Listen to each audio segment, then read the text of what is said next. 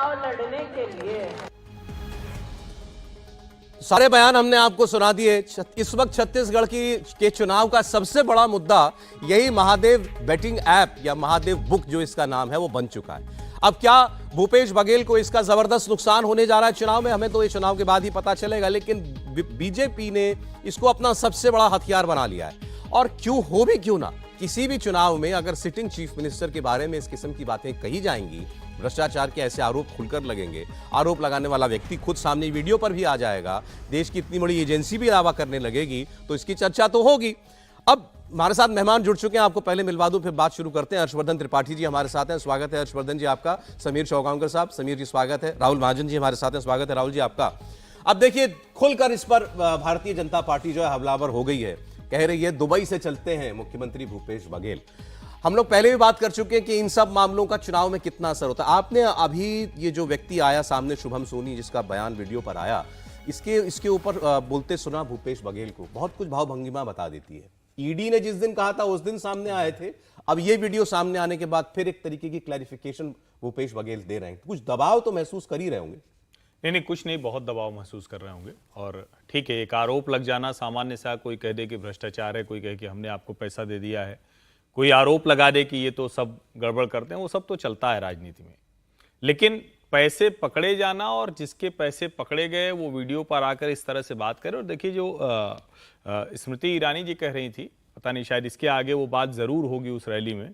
Bharatiya Janata party अब हमलावर सिर्फ इतना भर नहीं है कि 508 करोड़ रुपया महादेव ऐप वाले ने दे दिया, इस पर वो हमलावर नहीं है कि भूपेश बघेल की सरकार सट्टेबाजी करा रही। अब वो कह रहे हैं छत्तीसगढ़ में जो पूरा सट्टा चल रहा था वो दाऊद इब्राहिम के उससे इशारे पर चल रहा था। अच्छा।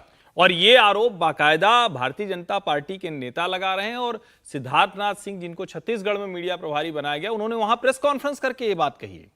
तो मुझे लगता है कि ज्यादा गंभीर आरोप अब ये हो रहा है, क्योंकि अगर इसमें दाऊद कनेक्शन किसी तरह से निकलता है, अगर पैसों को लेकर, क्योंकि बार बार हम लोग कहते हैं कि भाई मीडिया, जो फिल्म इंडस्ट्री और उससे जुड़े जो एंटरटेनमेंट मीडिया और सारा पैसा था, वो दाऊद का धीरे धीरे कम हुआ, प्रभुत्व तो कम हुआ। अब उस तरह से फिल्मी सितारे नहीं जाते हैं दाऊद की पार्टियों में अलग अलग तरह से शामिल होने। लेकिन अगर फिर से वही सब कुछ हो गया, और जिसको हम कह रहे हैं कि सौरभ चंद्राकर के यहां शादी में वो 200 करोड़ रुपए खर्च हो गए, और ये सोनी और चंद्राकर ये जो इतने पैसे बांट रहे हैं उसमें फिल्मी सितारे जा रहे हैं, और अगर सबके केंद्र में दाऊद इब्राहिम आ रहा है, सबके केंद्र में दुबई आ रहा है, तो ये तो फिर राष्ट्रीय सुरक्षा से जुड़ा हुआ भी मसला है। और जिसको हम शायद एक मन में लोगों के आ गया था कि नहीं अब तो दाऊद जैसी चीज कहीं एग्जिस्ट नहीं करती है, हमने पूरी तरह से उसको बाहर कर दिया, एलिमिनेट कर दिया, तो शायद वो खतरा फिर से बड़े तौर पर दिख रहा है। ये ज्यादा खतरनाक बात है। देखिए, अभी तक क्या कह रहे हैं इसमें भूपेश बघेल, वो इंपॉर्टेंट है। वो इस आदमी की क्रेडिबिलिटी पर सवाल खड़े कर रहे हैं। ये जो शुभम सोनी सामने आया, जिसका बयान दिखाया अभी हमने, वो कह रहे हैं कि इसको पहले तक जो है एक बड़ा कर्मचारी बता रही थी, ऐप का मैनेजर बता रही थी ईडी, अब ये कह रहा है मैं तो मालिक हूं। अच्छा, ये अपना पैन कार्ड सब पासपोर्ट वगैरह सब कुछ दिखा रहा है, अपना सर्टिफिकेट भी दिखा रहा है कंपनी का कि मैं ही चलाता हूं कंपनी। अब उनका कहना यह है, वो अपनी तरफ से ईडी की कारगुजारियों पर या कार्रवाई के ऊपर शक पैदा कर रहे हैं भूपेश बघेल कि भाई सब कुछ ठीक नहीं है जो नजर आ रहा है। देखिए, आज एक तो मैं ये बोलूँगा कि आजकल यूएई से बहुत कुछ हो रहा है। मतलब यूएई से एक एफिडेविट फाइल होता है, यूएई से एक ऐप चल रहा है, यूएई से ये वीडियो आ रहा है। तो यूएई जो है सब चीज़ों के केंद्र में आ गया हुआ है। तो मैंने जब एफिडेविट की बात की तो मैं महुआ मोइत्रा के केस की बात कर रहा हूँ। तो अब दिक्कत ये है कि कौन इस कंपनी का मालिक है, कौन इस कंपनी में। देखिए, कंपनियां जब बनाई जाती हैं तो उसमें डायरेक्टर रखे जाते हैं, वो उनका शेयर जो होता है उस कंपनी में होता है। अब हमने ये भी देखा है कि कंपनियां जो हैं विभिन्न लोगों के नामों पर बना दी जाती हैं। तो इसमें कौन मालिक है, कौन जो है वो उनका एम्प्लॉई है, कौन कर रहा है, ये सब कुछ देखने की बात है। लेकिन प्रमुख चीज़ें जो सामने आई हैं वो ये आई हैं कि भूपेश बघेल के एक जो वो हैं राजनीतिक एडवाइज़र हैं, उनका नाम सामने आया कि उनके ज़रिए जो है वो भूपेश बघेल से मुलाकात हुई। एक सुपरिटेंडेंट ऑफ पुलिस का नाम सामने आता है, और ये भी पैसा पकड़ा जाता है, जैसे आपने कहा कि कुछ पैसा पकड़ा जाता है। आरोप ये है कि इतने 100 करोड़ जो है, इतने 100 करोड़ जो है भूपेश बघेल को पहुंचाए गए। अब ये सारी जांच के विषय हैं, और जांच के विषय से पहले ये कह देना कि कोई जो है वो दोषी है, जी, आरोपी है, आरोप लग रहे हैं, दोषी कौन है ये देखने वाली बात है, और भूपेश बघेल ने अगर ऐसा कुछ किया है तो नेचुरली ये ईडी की जांच में आएगा और उनके लिए बहुत ज्यादा मुश्किल है। देखिए, इसमें इंटरेस्टिंग ये भी है कि खबर ये भी है कल से कि जो केंद्र का मंत्रालय है, इंफॉर्मेशन टेक्नोलॉजी मंत्रालय, उसकी तरफ से महादेव बुक ऐप और ऐसी 22 और बेटिंग एप्स और वेबसाइट्स जो हैं उनको बंद कर दिया गया, उनको बैन कर दिया गया। और मंत्री भी ये बता रहे हैं केंद्र के कि ये पहली बार है जब हमारे पास कभी कोई ऐसी रिक्वेस्ट आई कि इस किस्म का कोई सट्टेबाजी का कोई ऐप चल रहा है या वेबसाइट चल रही है, इसको आप बंद कराएं। क्योंकि भूपेश बघेल ये कहते हैं ना, पहले से कहते आए हैं कि हमने तो बात जांच करा ली, 1.5 साल से पहले करा ली, इतने लोगों को हमने गिरफ्तार भी कर लिया, इतना पैसा भी जब्त कर लिया। लेकिन अब केंद्र का मंत्रालय कह रहा है हमसे आज तक ये नहीं कहा लिख करके ऑफिशियली कि ये सट्टेबाजी कराने वाली वेबसाइट है, इसको बंद करा दीजिए। पहली बार ईडी ने हमको कहा है, अब जब जांच करी है हमने बंद करा दी।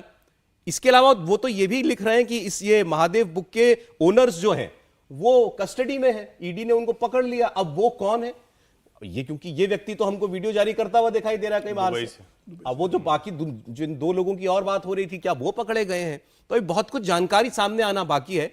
ईडी ये कह रही है लेकिन कि हमसे भूपेश बघेल कहे होते तो पहले ही काम हो गया होता। बिल्कुल, देखिए कल राजीव चंद्रशेखर जी ने बहुत स्पष्ट कहा कि भूपेश बघेल की सरकार ने एक बार भी जिक्र नहीं किया कि इस ऐप को बंद किया जाए। उनके पास अधिकार है कि वो आईटी अधिनियम 69A की तरह राज्य सरकार केंद्र सरकार से कह सकती है कि इस ऐप को अब बंद किया जाए। उन्होंने उस अधिकार का उपयोग नहीं किया, और जब ईडी ने यह कहा कि इस ऐप को बंद करना है तो ईडी के कहने पर हम बंद कर रहे हैं। राज्य सरकार ने इस मामले में हमें कोई रिक्वेस्ट नहीं की थी। तो ये बहुत स्पष्ट है कि भूपेश बघेल ये कह जरूर रहे हैं कि सरकार को उसको बंद करना चाहिए था, लेकिन राज्य सरकार ने कभी भी इसे गंभीरता से लेते हुए लिखकर नहीं दिया। आपकी बात हो रही है क्या, कुछ पता चल रहा है कि इस मामले की ताप कितनी है? अभी मैं 2 इंटरेस्टिंग बातें मैं आपको बताता हूं इसी जुड़े हुए। सौरभ चंद्राकर और ये जो सोनी है, शुभम सोनी, ये दोनों पार्टनर है। सौरभ चंद्राकर पहले दुबई चले गए थे, बाद में उसको प्रोटेक्शन देने के लिए, उसके पैसों का हिसाब किताब रखने के लिए और पैसों की बंदरबाट करने के लिए बाद में शुभम सोनी को भेजा गया रायपुर से दुबई के अंदर। वो पूरा पैसा it's own by Saurabh Chandrakar but control by Shubham Soni. Own Saurabh Chandrakar करता था इस पूरे प्रोजेक्ट को, लेकिन इस पर जो पूरा कंट्रोल था पैसों पे वो शुभम सोनी का था।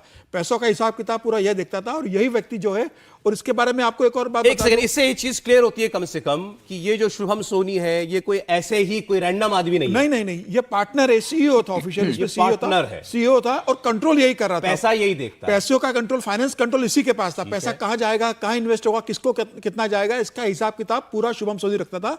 और इसीलिए शुभम सोनी ने बहुत स्पष्ट कहा है कि 508 करोड़ रुपया मैंने भेजा हुआ है, और मेरी स्पीकर पे बात कराई है भूपेश बघेल की, मैं आवाज सुन रहा था जो उसका कहना स्टेटमेंट है। तो पैसों का पूरा हिसाब किताब शुभम सोनी को वहां भेजा गया कि आप जाके पैसा वहां कंट्रोल करो और पैसा यहां भेजो। तो ये 508 करोड़ का जो आरोप शुभम सोनी लगा रहा है, इसकी देख रेख में पूरा पैसा, ये दावा कर रहा है कि पहले मैं मिला मुख्यमंत्री से, मुख्यमंत्री ने मुझे कहा तो वहां जाओ, दुबई जाओ। ये मुख्यमंत्री को पहले से जानता है। इसके ऊपर एक एफआईआर पहले दर्ज होने की स्थिति आ गई थी माइंस में वसूली को लेके, लेकिन इस पर आरोप दर्ज नहीं हुआ था। थाने से शुभम सोनी को छोड़ दिया गया था। शुभम सोनी 2018 के चुनाव प्रचार के पहले भी भूपेश बघेल के साथ जुड़ा रहा है, और उसके बाद में कांग्रेस के कई नेताओं से भी इसको संपर्क रहे हैं, और सीएम के कहने के बाद वह दुबई गया हुआ है। तो बेसिकली ये सीएम का पूरा काम वहां देखने के लिए गया था, और सीएम ने जो इंस्ट्रक्शन दिए उसके हिसाब से पैसों का पूरा वो हिसाब किताब रख रहा था। ये इसने बहुत स्पष्ट कहा है।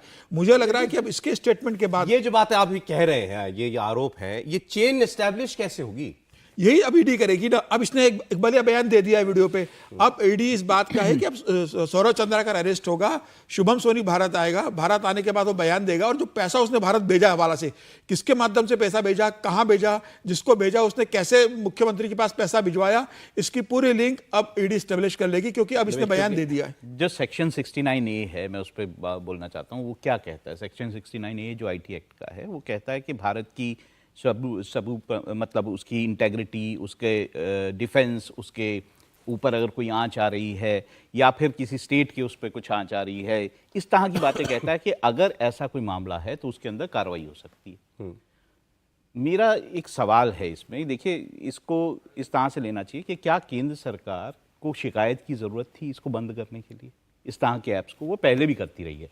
चाइनीज़ ऐप्स ऐसे हुए हैं जिन्होंने जो है इस तरह की लोन देने की और इस तरह की जो हरकतें की हैं, उसमें बंद किए गए हैं वो ऐप। बहुत सारे ऐप बंद किए गए हैं। तो क्या इसको कोई मॉनिटरिंग नहीं है? मैं जहाँ तक जानता हूँ IT मिनिस्ट्री में एक मॉनिटरिंग पूरा सेल है जो ये मॉनिटर करता है। तो फिर क्या ये बंद नहीं किए जाने चाहिए थे? खैर, अब ये आपस में राजनीतिक आरोप प्रत्यारोप हैं इस मामले में, लेकिन ये बात सही है कि अगर इस मामले में इस तरह की जो है लेन देन हुआ है, इस तरह का पैसा चला है, तो इस पर कार्रवाई जरूर होनी चाहिए। ये देखिए, इसमें मेरी आपकी जानकारी इस पर और ज्यादा होगी। मैं तो इतना समझता हूं कि ये मिनिस्ट्री है, मिनिस्ट्री को कोई तो कहेगा ना कि एक वेबसाइट या ऐप है, इसको क्यों बंद कहेगा? करो। मिनिस्ट्री जो है वो मॉनिटरिंग ऐप करती है। बंद हुए, वो भारत सरकार का फैसला था। मॉनिटरिंग करते हैं ना। भारत सरकार ने कहा ये चीनी ऐप बंद करो। इस बार आईटी मिनिस्ट्री क्या कह रही है कि हमसे ईडी ने कहा कि बंद करो। Somebody has to tell them। इसी में एक बात मैं जोड़ देता हूं। ये दरअसल एक थोड़ा सा हम लोग शायद थोड़ा सा डिविएट कर रहे हैं। देश में बहुत सी चीजें अलग अलग जगह हो रही जो नहीं होनी चाहिए। लॉ एनफोर्समेंट एजेंसीज का वो दायित्व तो है कि वो देखें और स्वतः संज्ञान ले लें, लेकिन जैसे अदालत हर मामले पे तो स्वतः संज्ञान न लेती है न ले सकती है, कोई न कोई उसके पास पहुंचाता है।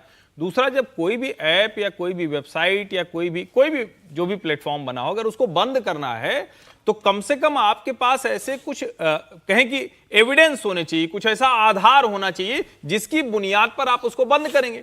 वरना उसका मालिक अगर अदालत जाएगा और कहेगा भाई कि ठीक है सट्टेबाजी हुई, ठीक, किसी ने बेटिंग की, किसी को पैसा गया, लेकिन हम यहां के कानून के लिहाज से कुछ इलीगल नहीं कर रहे हैं, और पता चलेगा कि वो फिर खुल जाएगा। जो चाइनीज ऐप बंद हुए थे वो भारत की संप्रभुता को लेकर बंद हुए थे, वो कोई यूं नहीं बंद हुए थे। आईटी एक्ट वाला मसला सिर्फ नहीं था। ठीक है, लेकिन राहुल जी जो कह रहे हैं भाई, रोज अखबार में छप रहा था ना इस ऐप के बारे में। नहीं, मैं वही कह रहा हूं कराता कि रोज ये छप रहा था, 5,000 करोड़ एक साल में आदर्श स्थिति में देश में कोई भी गलत काम करने वाली वेबसाइट, ऐप या कुछ भी नहीं चलना चाहिए। लेकिन इसके बारे में एक जरूरी बात, ये इसके पहलू सारे अलग से चर्चा होंगे।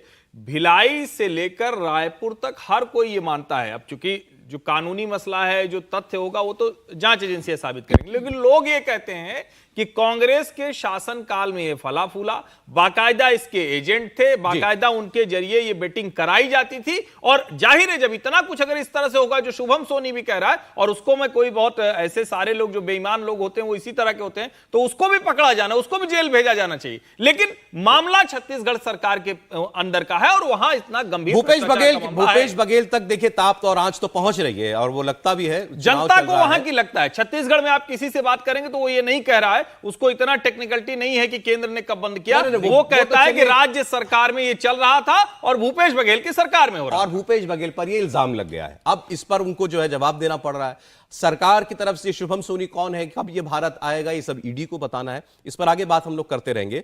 एक ब्रेक के लिए मुझे रुकना पड़ रहा है। आप कहानी कुर्सी की देख रहे हैं। ब्रेक के बाद आपको राजस्थान की कुछ बहुत दिलचस्प खबरें बताएंगे। आज मुख्यमंत्री अशोक गहलोत ने अपनी सीट से नामांकन भरा है, नॉमिनेशन फाइल किया है। वहां जाना था खड़गे जी को साथ में, खड़गे जी क्यों नहीं पहुंच पाए। दूसरा, कांग्रेस पार्टी के नेता इन राज्यों के विधानसभाओं के चुनाव को लेकर सट्टे बाजार का क्या रेट चल रहा है, किस राज्य में कौन सी पार्टी ऊपर कौन सी नीचे, ये कांग्रेस पार्टी के बड़े नेता क्यों बताने लगे हैं, और वो कितने